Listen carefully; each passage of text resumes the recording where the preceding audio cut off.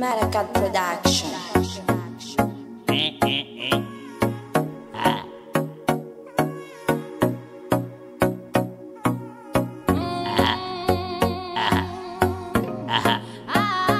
Darita G, Julia MK.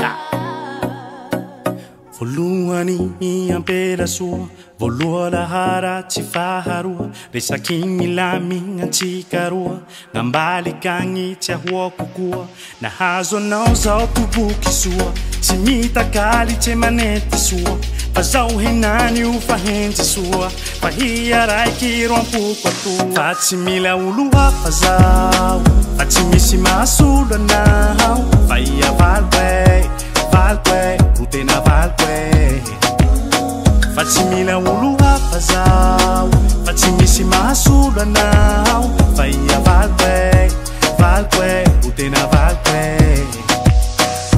Zaho quali mba mitovy aminao, fa ihavao le tsy tiako ao, olo tsy magnaty sarotigny zao, magnambitamby le tiako avao, fa zaho tsy tia olo hafa sasy, fa nataonao fomba nataonao malaza, iala aminao le ataoko faly, fa anilanao zao le normal, vetitsika gn'androandra valy, tsy misy miala andra matongaly, tsikitsangatsanga sa hanety baly, andety skosa anety kaly, tseko koe ty amponao, fa gnaialo alasanao, tsy miova fa miambeto avao.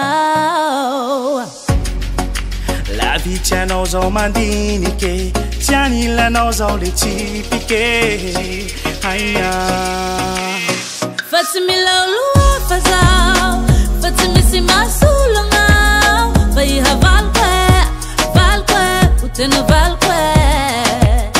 Fa tsy mila olo hafa zao, fa tsy misy mahasolo agnao, fa iha valikoe, valikoe, ho tena valikoe. Agora io falaliky aminao zao tena baliky, ze tsy tia ngao angariky, fa tsika ro mitariky, fa tsisy diamotsy, fa mila misoa io fa tsisy diamotsy, fa mifankatia tokoa, love love mare, tsy misy koa ty mitovy amizao, love love mare, ienany zao, ia tofagnay zao tegnanao, fa fitiava ro manday, fa tsy misy mihoatra anzao. Dava tsika roa fambony mare, fa tsisy mahataka tsy fambony degre, fa iha fagnana, fa zaho fagnana. Dava tsika roa fambony mare, fa tsisy mahataka tsy fambony degre, fa iha fagnana, fa zaho fagnana. Fa tsy mila olo hafa zao, fa tsy misy mahasolo agnao, fa iha valikoe, valikoe, ho tena valikoe.